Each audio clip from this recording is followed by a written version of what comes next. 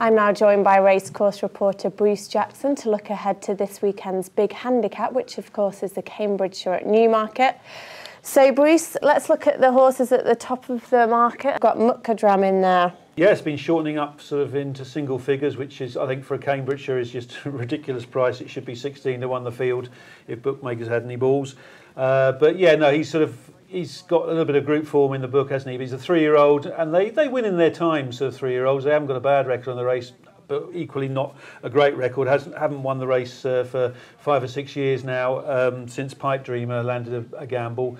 I don't think he's got quite the same profile as Pipe Dreamer. He doesn't look an unexposed 3-year-old that could go right through the ranks into being a group horse, and I think there's reasons to oppose him anyhow, shall we say. And second favourite in the market at the moment is Chill the Kite of Huey Morrison's. He won this race 3 years ago, and it's been quite progressive, this horse. Yeah, I mean, he's one certainly, I suppose, has to go on the short list. I mean, we're obviously still in the dark over how the ground will ride Saturday, and we don't know also the draw yet. So a lot of imponderables still to add into the mix. But yeah, Huey won it with Super Zeus. This one, I think, is again, with the rain around, I think that gives him a higher chance, I think. So certainly be another one that you'd have on your mind rather than sort of like crossing off. I think he's got a better chance than the favourite, shall I say, yeah. We've also got Prince of Johan in there, last year's winner. Could he make it 2 in a row? Well, it's interesting, yeah. I mean, he's I love the course form and everything else. I think you've really got to have the course form at Newmarket. And he won well enough last year. Unfortunately, obviously, he's paid for it. He's a lot higher. But he's been running well. You know, he's run a Hunt Cup as well. He loves these big field races. So I think he's one that, you know, you've got to have on your mind. And I sort of see that connections have booked Brendan Powell, so like the good young claimer. So they're going to sort of take a little bit of weight off his back, sort of give him a bit more of a chance. But I think, again, sort of like there's the runner-up last year, Stevie Thunder, I've been looking at, and he's he's going to be so much better off. He was only just touched off. He was sort of like wasn't drawn alongside all the principals, although they ended up racing together. So he had to sort of move across the course a bit, give up a bit of ground. So he was a bit, in that sense, he was a little bit unlucky last year. He's going to reoppose, like much better off and everything, and he just needs a couple more to come out. And yet he's 50 to 1 in the betting. So like he's been totally,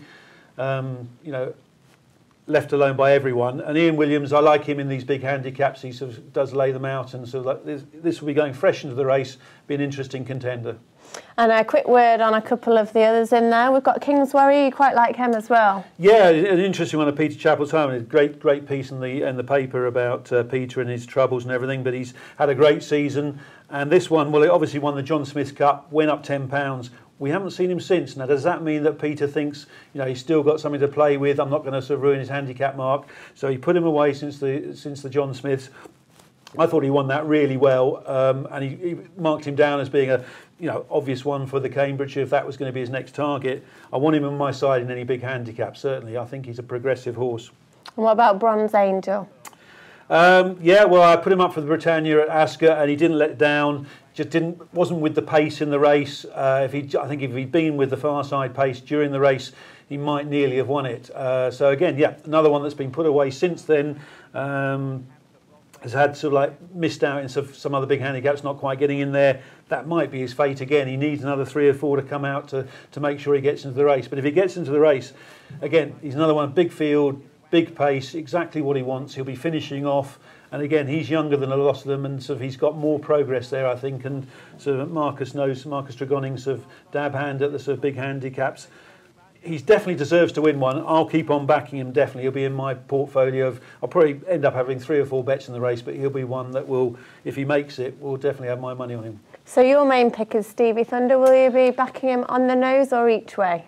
I think Stevie Thunder 50 to 1 is just the wrong price. I shall have a nice each way bet on him. I shall back King's Worry as well. I shall have Bronze Angel on my side.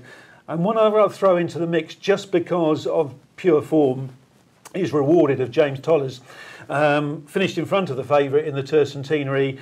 They then tried him sort of like as a possible sort of ledger thing in the Bahrain Trophy at Newmarket. Sort of blew out there behind Shantaram. But the fact he's been running in these group races, you know, confirms what James has always said, that he's a bit of a class act. His handicap mark now sort of reflects that. But I think there's still a big race in him sometime. I think possibly next year. But again, so he's the wrong price.